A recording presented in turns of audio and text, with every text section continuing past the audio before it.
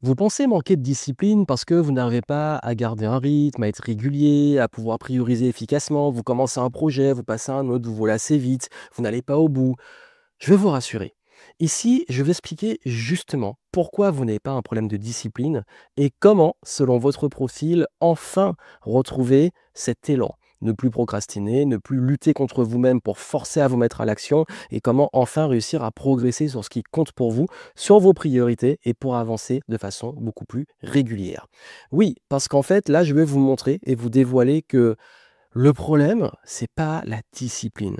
Le problème, très souvent, c'est qu'on essaie de se suradapter à des méthodes qui peut-être ne nous correspondent pas. Et c'est d'ailleurs pour ça que j'ai écrit ce livre. Ce livre qui vous explique justement comment retrouver votre temps et votre énergie. Ce livre qui vous permet de découvrir votre profil d'organisation et comment, selon ce profil, adapter un environnement, un écosystème d'organisation, de productivité qui permet d'avancer, d'avoir du temps, de s'organiser sur ce qui compte sans lutter contre soi-même. Vous voulez le recevoir? Allez voir le descriptif. Dans ce livre, je dévoile les différents profils dont je vais parler ici. D'ailleurs, vous pourrez me dire en commentaire si vous avez fait le test quel profil vous êtes.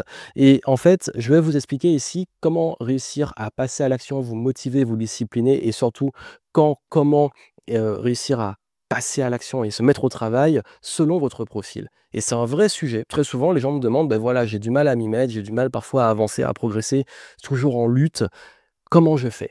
Ben, je vais expliquer selon les différents flows, les différents taskers, qu'est-ce qui fonctionne pour vous. Soyez extrêmement attentifs. Juste avant, je précise justement que très souvent, quand on essaie de se suradapter, on est dans un forcing. Et le forcing, c'est qu'on va contre sa nature. Quand on va contre sa nature, qu'est-ce qui se passe? Comme on le dit, hein, l'expression chasser le naturel, il revient au galop. En fait, on va tirer, tirer, tirer, tirer sur l'élastique, ça va casser, lâcher, on va se faire mal parce que c'est comme beaucoup de régimes, on essaie on se frustre, on essaie et finalement on lâche, on craque et ça repart de façon beaucoup plus extrême. Et pour ça, je veux déconstruire la discipline comme on la perçoit. D'ailleurs, la première partie du livre insiste sur comment déconstruire la vision de la productivité basée sur des choses que je trouve un peu trop toxiques et d'un ancien modèle qui pour moi aujourd'hui est obsolète, et notamment le fait que peut-être que vous avez essayé une discipline militaire. On se réveille à 4 heures du mat, on prend une douche froide, on force les choses, etc. Peut-être que vous avez essayé aussi une discipline par passion.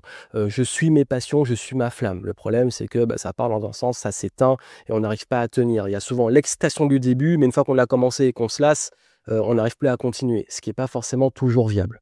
On essaie aussi de se motiver par la peur. Vous savez, c'est le bâton ou la carotte. Donc le bâton, c'est, que si je me motive pas, je vais être puni ou alors, on essaie d'imaginer, de se mettre des deadlines beaucoup plus stressantes, des pressions. Donc c'est la pression, c'est la peur. C'est une motivation finalement qui est basée sur des énergies qui sont lourdes et pénibles. Pareil, peut-être que vous avez essayé aussi de prendre des personnes extérieures. Parfois ça marche, mais le problème, c'est que quand ces personnes qui vous accompagnent, des personnes qui soit ont fait un challenge avec vous, soit un coach ou autre, quand il est plus là, vous tout seul, vous n'y arrivez pas. C'est comme ces gens qui, pour faire du sport, ont besoin d'avoir un groupe pour se motiver. Peut-être aussi que vous avez essayé de vous faire un super agenda, time blocking et tout, et puis en fait, vous vous rendez compte qu'au début ça marche, et puis après, bon, vous respectez plus trop, le chaos s'installe et ça ne finit par ne plus rentrer. Il y a même des méthodes avec des applications de gamification, gamifier la vie, des applications d'habitudes, de bonnes habitudes, où on coche, ou alors on a des points, donc on gamifie, on a des badges, des points qui motivent. Beaucoup d'applications de sport font ça, et parfois ça suffit pas et c'est très artificiel. Moi, ce que je vais vous donner là, ça va être purement naturel. Ça va surfer votre flow, mais ça va aussi répondre à un besoin qui est fondamental, c'est qu'est-ce qui vous anime selon votre profil en termes de discipline, de motivation. Comme je dis souvent, la discipline en réalité, plus que ce qu'on pense, c'est une conséquence. On dit souvent la discipline, c'est quand tu te forces à faire un truc que tu n'as pas envie de faire. Et des fois, c'est important. Mais vous allez comprendre, avec les méthodes, vous allez pouvoir faire ce que vous avez à faire. Mais c'est pour moi plutôt une conséquence. Parce que qu'est-ce qui fait qu'on va faire ce qu'on n'a pas envie de faire? C'est qu'au-dessus de ça, on a un sens, on a un moteur, on a quelque chose, une volonté qui nous a motivés au final à le faire. Et comme on le dit souvent à côté, la motivation, faut pas l'attendre. Vous avez des jours avec, des jours sans. Généralement, on se dit, il faut faire, et la motivation vient en faisant. Et c'est pour ça que je vous dis que c'est une conséquence. L'esprit de motivation, c'est une conséquence. Comment on crée ce qui va permettre d'avoir pour conséquence de se discipliner et se motiver? Et c'est là que ça devient intéressant. Dans mon livre, je parle justement des profils flow taskers. Donc le style de flow, c'est votre rythme naturel, c'est votre rythme, c'est le flow, c'est là ce qui va être justement votre mode par défaut.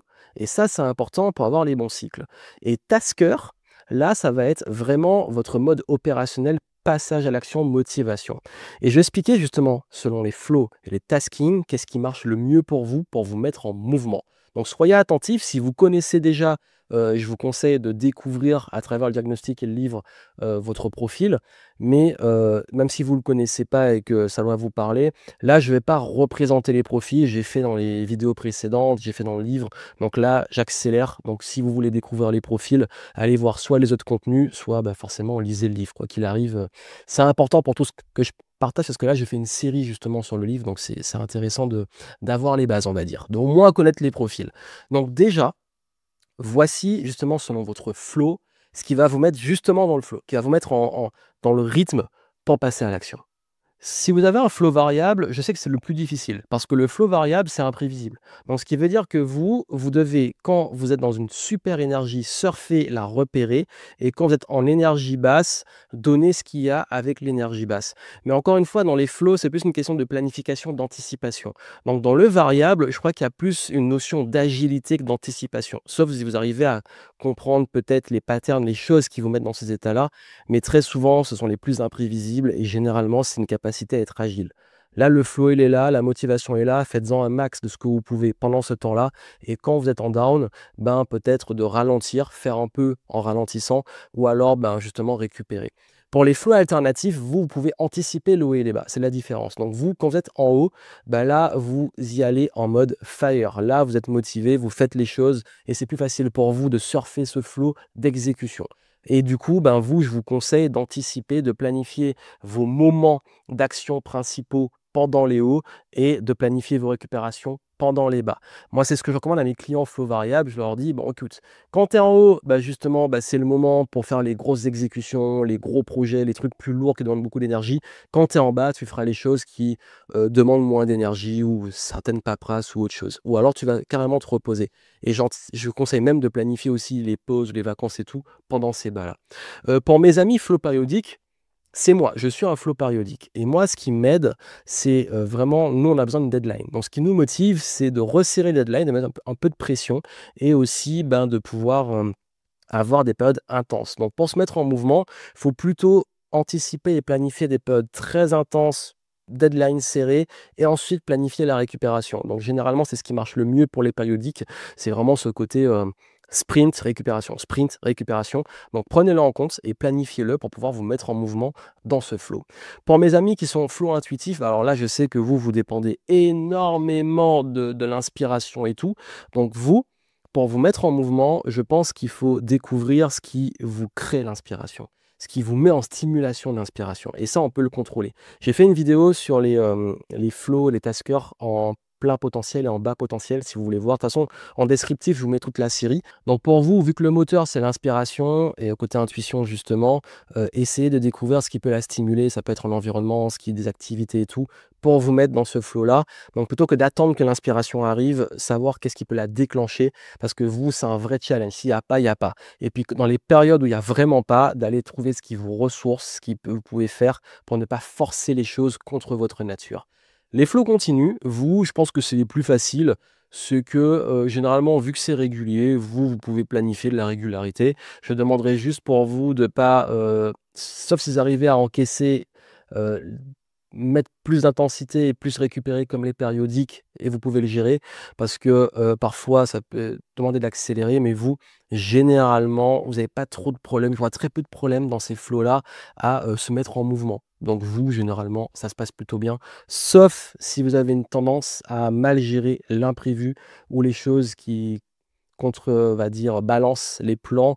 Donc là ça demande plus d'agilité et ça dépend de votre tasker et justement on va y venir pour les profils tasker. Donc là, vous avez vu, le flow, c'est plus dans l'approche d'anticipation, de rythme, etc. Tasker, ok, là, c'est l'opérationnel, c'est vous, comment dans vos projets, qu'est-ce que vous devez mettre en place dans vos objectifs, vos projets, déclencheurs d'action, pour que ça mette du mouvement et de la discipline. Taskeur de terre, forcément un profil qui aime le contrôle. Vous, la discipline, c'est la structure. Vous, il faut que vos process soient clairs, que la structure soit claire, le plan soit clair. Vous planifiez, soyez précis. Taskeur de terre, si vous avez besoin de vous discipliner, engagez-vous. Vous, le time blocking, tout ça marche très bien. Il faut que ça soit carré pour vous mettre en mouvement, il faut qu'il y ait du contrôle. Contrôler les déclencheurs, contrôler dans l'agenda, c'est bloqué. Mais taskeur de feu, vous, c'est la discipline, c'est finalement, c'est l'enthousiasme. Donc vous, il y a besoin de passion, il y a besoin de flamme. Sans flamme, ça ne prend pas. Donc vous, apprenez dans votre discipline à mettre du sens, à mettre de l'enthousiasme. Vous pouvez, vous, ça marche la gamification, vous, ça marche le jeu, donc voir comment on peut rendre même les choses un peu relou, fun. Et vous, entraînez-vous à justement, même quand il n'y a pas l'enthousiasme, à transformer les choses pénibles en jeu. Ça peut aider. C'est une astuce pour les feux, mais vous, vraiment, il faut apprendre dans votre discipline à... Je crois qu'il n'y a presque pas le choix.